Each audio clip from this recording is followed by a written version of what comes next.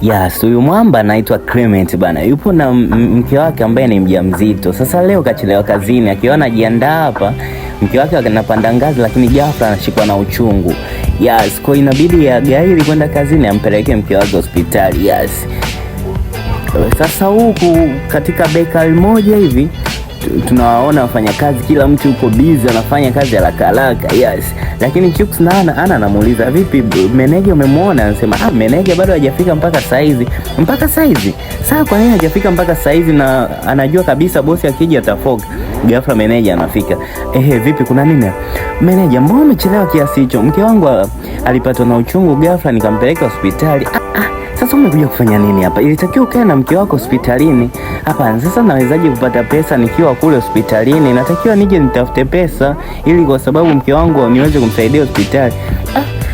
Haya bana, nenda kule kafungue. Kwani chifu kashafika? Chifu bado hajafika ila naisi yupo njiani. Nenda kafungue. Ghafla chifu anatokea. Wewe njoo hapa Clement. Njoo. Saizi ndo nafika.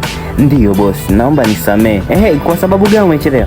Mke wangu alipatwa na uchungu ghafla nikampeleka hospitali. Sasa mimi hayo yananihusu nini? Hii ni kazi bana. Kama utaki kazi acha.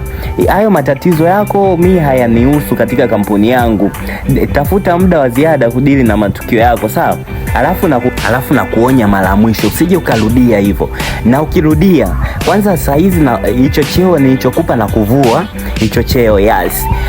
Sasa bosi, mimi nitafanyaje na mke wangu yupo hospitalini? Naomba unisaidie, usinifukuze katika hiyo nafasi ulionipa. Nimekwambia nenda kafanye kazi au uende nyumbani. Akasimama. Alafu yule mwingine nani? Oliver njoo hapa. Nitafutieni yule kijana bana. Wewe jana uliondoka kabla ya dakika 3 kuisha hapa kazini, si ndio? Sasa na kukata nusu ya mshahara wako. Bosi, naomba nisamee, sitarudia tena. Nimekwambia kama utaki tafuta njia ya kwenda. Yes. Sasa chief baada ya kutoka kule beka akarudi nyumbani. Yes, anapendana sana na mke wake. Mke wake anamwambia, sawa mume wangu, nenda kaoge alafu uje ule, nimekuandalia chakula. Chifu akiwa anapanda ngazi ghafla moyo unaanza kumuua bana. Yes, anaondoka chini pale moja kwa moja mpaka hospitalini. Yes, daktari anakuja anasema, samani wewe ndo mke wake? Yes. So chifu tumempima lakini tumegundua kabla hajafikishwa hapa tayari alikuwa shafariki. Samani daktari, unasema? Pale mama naye akapata pressure akazimia hapo. Yes. Mlesi. Yes. Huku sasa ni kwa Ana bana na babake. Babake anasema, mtoto wangu, najua unahangaika sana kwa ajili yangu, lakini ilitakiwa uende ukamalizie masomo yako kule, ili mradi na wewe uwe na kitega uchumi chochote. Yes. Baba, usijali, wewe sio mzigo kwangu. Wewe ni baba yangu, umenilea mpaka hapa. Nakwambia baada ya miezi 6 mimi nitarudi shuleni na kila kitu kitakuwa sawa, utafurahi baba, kafurahi. Yes. Sasa leo kuna kikao cha ghafla huko kazini. Yes. Ana na Chuks bana wanaingia. Kuna nini hapa? Wewe Ana, tuambie. Tunasikia eti meneja amekufa. Meneja kafa? Ndio. Tuambie tu kweli tujue. Sasa kwanza hata akifa bana inapendeza kwa sababu kila mtu alikuwa anamchukia. Kwanza tunashukuru Mungu. Mungu asante kwa huyu meneja kuondoka. Yes. Ana, si kila mmoja alikuwa anaomba hapa kila mtu afe huyu chifu. Hapana bana, mimi sijawahi omba kitu kama hicho kwamba chifu hata kwa adui yangu siwezi nikaomba iwe hivyo. Sasa bana inatakiwa tujue ukweli. Nasikia kadondoka jana kafa. Sasa tuambie ukweli, kama kweli amekufa sisi tusherekee. Jamani, msiseme hivyo. Ghafla meneja anaingia. Meneja, tuambie ilikuwaje? Yes, jana wakati alipotoka hapa akarudi nyumbani kwake. Ikawaje? Bahati mbaya kadondoka kafa. Watu shangwe kweli. Bora amekufa huyu shetani, alikuwa anatutesa sana. Yes, Ana na Chuks wakawa wanatazamana tu, wakaamua kutoka pale kwa huzuni wakiwa wanalia. Yes. Watu huko wameweka sherehe, yani ni kuselebuka, ni kucheza kweli. Asante Mungu, umesikia kilio chetu. Yani huyu bosi alikuwa anatutesa sana.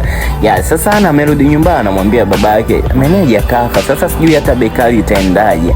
Baba anasema, sasa inatakiwa basi utafute hata kazi nyingine, lakini anasema, hapana, nitasubiria kutuangalia mwafaka utakuwaje bana.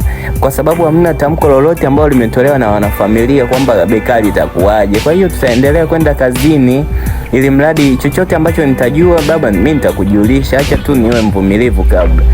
kwa huu wakati ambao bado tunaendelea kusubiri majibu kwamba msimamizi atakuwa nani. Sasa huku nyumbani sasa mama amewaita watoto zake wawili, ana watoto wawili, wa kiume mmoja na wa kike mmoja.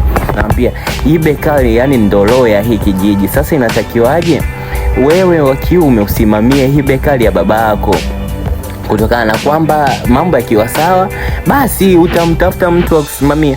Mama, mimi siwezi nikasimamia bakery kwa sababu nina biashara nyingi ninazozifanya huko mjini. Sasa ukiniambia nisimamie bakery, sidhani kama nitakuelewa, kwa sababu mimi nina mambo mengi ya kufanya huko mjini, labda simamie dada yangu. Yes, dada naye anasema hapana, mimi mume wangu hawezi kuniruhusu kabisa niache ndoa yangu alafu nije nisimamie hapa. Basi sawa, tutafute mtu mwingine yeyote wa kusimamia, ila mimi siwezi kusimamia. Mwamba kanyenyuka. Sasa huku wafanyakazi wameweka sherehe bana, wamewasha moto, wanazunguka boss kafa bana.